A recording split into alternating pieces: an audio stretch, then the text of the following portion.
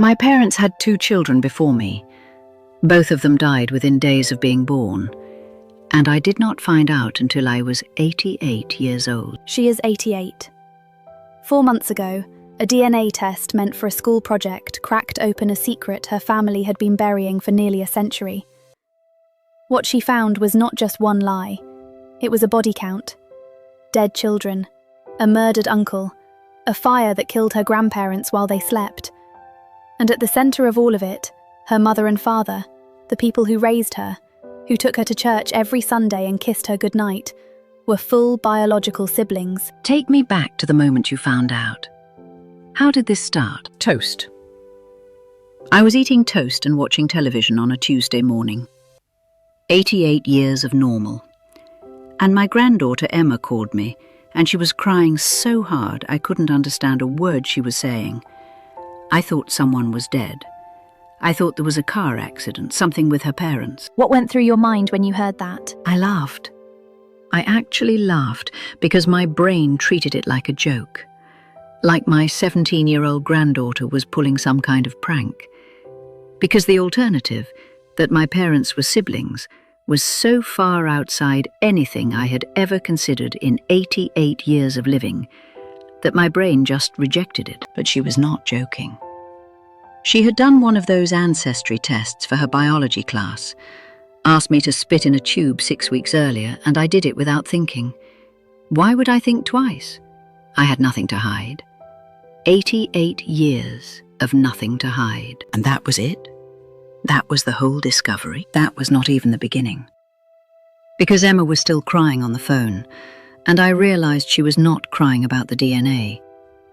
She had found something else. Her biology teacher helped her request records from the Harlan County Clerk's office in Kentucky. Old birth registrations that had been sitting in file cabinets for decades. And what they found in those records is that my mother's real name was not Darlene Patterson. It was Darlene Whitmore. Same last name as my father. She changed her name years before the wedding, built a fake identity from scratch, a fake maiden name, a fake history, so the marriage license would go through the clerk's office clean. Your parents created an entirely false identity. My parents invented a human being, and that invented woman is who I called Mama for 88 years. I dropped my toast. The jam side hit the carpet and I just stared at it. I stared at that toast on the floor for a long time because my body could not figure out what else to do. And then Emma said, "Grandma, there is more." There is more. There is so much more. And it is so much worse. What else did you find? After Emma told me I could not eat, could not sleep, I lost 8 pounds in 2 weeks. So I hired a genealogical researcher named Claire. She cost me $500, and she destroyed what was left of my life in 11 days. Claire pulled original birth records from Harlan County, my parents' real hometown, the place they ran from before I was born. Your parents had children before you? 2. The first was born in 1934. A girl. Stillborn. No name on the record. Just the word deceased stamped in faded ink across the bottom of the page. The second was born in 1936. A boy. He lived for 72 hours. 3 days. His cause of death said, multiple congenital anomalies. That is medical language for his body was so broken by his parents' shared DNA that his organs could not keep him alive. 2 babies. Both dead. Both because a brother and sister had children together. You were their third attempt. I was born under a stolen name in a town that had no idea what my parents were. And the only reason I survived is because I got genetically lucky. The dice rolled in my favour.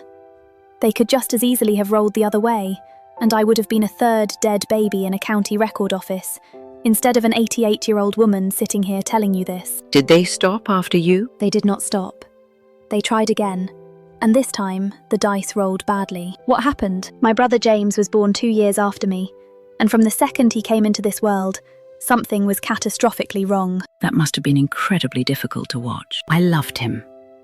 I need you to know that. He was my brother and I loved him, and I sat with him by that window almost every day after school because nobody else would. I read to him even though I knew he could not understand the words.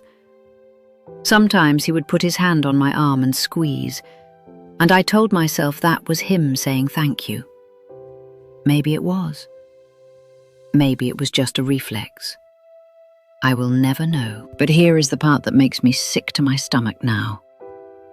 My parents never once took James to a specialist, never once drove him to a hospital in a bigger city, never once got a second opinion. And now I understand why. Why? A specialist would have run tests. A geneticist would have looked at the blood work and seen the markers. Any competent doctor with the right equipment would have figured out in 15 minutes that James's parents were too closely related. My parents could not risk that.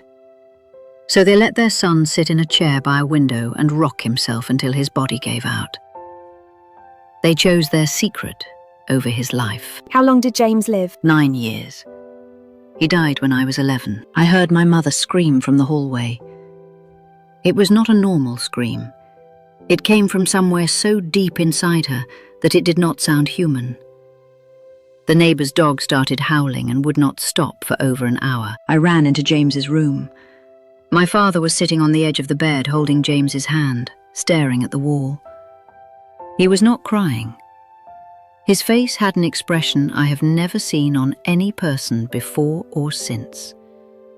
Like something behind his eyes had just confirmed a thing he had been expecting all along. Because he had seen it before. Twice. 2 dead babies in Harlan County. And now a 3rd child, broken from the inside out. Dead at 9. My father quit church. Quit praying. Quit looking at me directly.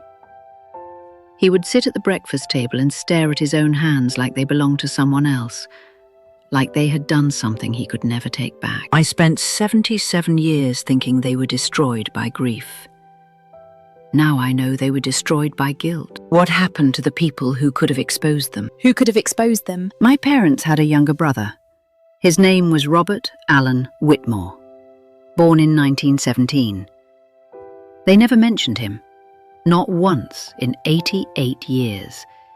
He did not exist in a single conversation, a single story, a single memory of my entire life. What happened to Robert? Robert lived until 1989.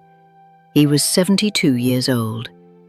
He died in Hazard, Kentucky, about 30 miles from where he grew up. Cause of death was blunt force trauma to the skull. Robert was beaten to death and dumped in a ditch off Route 15. He was murdered. The police report had one detail that made my hands go numb. In the weeks before his death, Robert had been asking around Harlan County about his older siblings. He told a bartender that his brother and sister had run away together decades earlier, that they had done something shameful, that he intended to find them and, in his exact words, set things right. 3 weeks after he started looking, his skull was caved in on the side of a highway. The police found 0 suspects, 0 witnesses, and made 0 arrests. Case went cold and stayed cold. And your father? My father was alive in 1989. He was a big man who worked with his hands for 40 years. He did not die until 93. I am not a detective. I am an old woman who needs help opening pickle jars. But I am not stupid, and the timing of Robert's search and Robert's death is a coincidence I cannot force myself to believe no matter how hard I try. If this story is affecting you the way it affected me the first time I heard it, subscribe, because what she told me next is the part that made me stop the recording and just sit in silence for a while. Robert was not the only person who disappeared. Who else? 1961, October. The house where my parents grew up in Harlan County burned to the ground. 2 people were inside, an elderly man and an elderly woman. My grandparents, Harold and Darlene's parents, the mother and father of the 2 siblings who ran away together. Wait, your parents told you your grandparents were already dead? They told me my grandparents died before I was born. I believed them because I was a child, and children believe what their parents tell them. But my grandparents were alive until I was 23 years old. 23 years they existed on this earth, and my parents never once told me, never visited them, never let me visit them, never once acknowledged they were breathing. How did the fire start? The fire report listed the cause as undetermined origin, not accidental, not arson, undetermined. The house burned so fast that by the time the volunteer fire department arrived, there was nothing left. Both bodies were found in the bedroom. They had not attempted to leave. There were no signs they tried to reach a door or a window. They were in the bed together, as if they accepted what was happening. And these were the only two people on Earth who could confirm your parents were siblings. The only two people who could have picked up a telephone, called the right county office, and ended my parents' fake life in a single conversation. I read that report at 2 a.m. at my kitchen table. And for the first time in 88 years, I was scared of my own parents. Two people I loved my entire life, who taught me to pray and be kind and always tell the truth. And I was sitting in the dark, terrified of what they might have been capable of. 3 dead children, a murdered brother, 2 parents burned alive, and your parents sat in church every Sunday. Smiling, holding my hand during the sermon, telling me God watches over good people. What was under the floorboard? I called my oldest daughter Margaret to tell her everything. She is 62, retired school principal, the most steady, unshakable person in our family. She went silent. So silent I checked 3 times if the cord had dropped. Then she said 5 words that knocked the air out of my lungs. She already knew. 15 years ago, after my father died, Margaret was cleaning out their attic. She pulled up a loose floorboard and found a locked metal box wrapped in a rag. She pried it open with a flathead screwdriver, and underneath the certificates, a single photograph.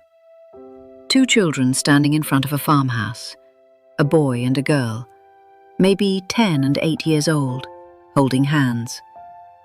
The boy had my father's jawline, the girl had my mother's eyes. On the back of the photograph, in handwriting Margaret recognized immediately as my mother's, were 2 words written in pencil. What did Margaret do with it? She put everything back, nailed the floorboard shut. And she carried that knowledge completely alone for 15 years, because she believed telling me would kill me. 5 people dead, all connected to your parents' secret. How do you sit with that? 5 dead people, 3 of their own children, a brother, 2 parents, and nobody was ever held accountable for any of it, because my parents smiled their way through 50 years of church socials and neighborhood waves, and died in their own beds, looking like the kindest couple in town. Last month, first time in my life, my son drove me. I walked up the dirt road alone to the lot where the farmhouse used to stand before the fire took it. A woman came out of the house next door and asked if I needed help. I told her I was just visiting. She said nobody had been on that property in decades. What went through your mind standing there? One question, over and over. A question I will take to my own grave. How many people did my parents destroy to protect a secret that a 17-year-old girl cracked in 6 weeks with a plastic tube and a biology assignment? My children all know now. David, my youngest, did not speak to me for 3 weeks.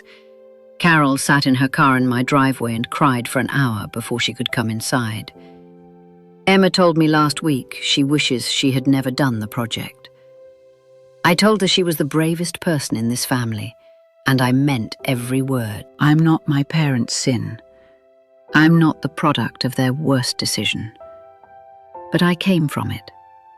Every cell in my body exists because 2 siblings decided their feelings mattered more than the lives they would create and destroy. They kept their secret for 50 years. My daughter kept hers for 15. I lasted about 3 weeks before I decided the truth mattered more than comfort. Still in my kitchen drawer, 2 children holding hands. Forgive us on the back.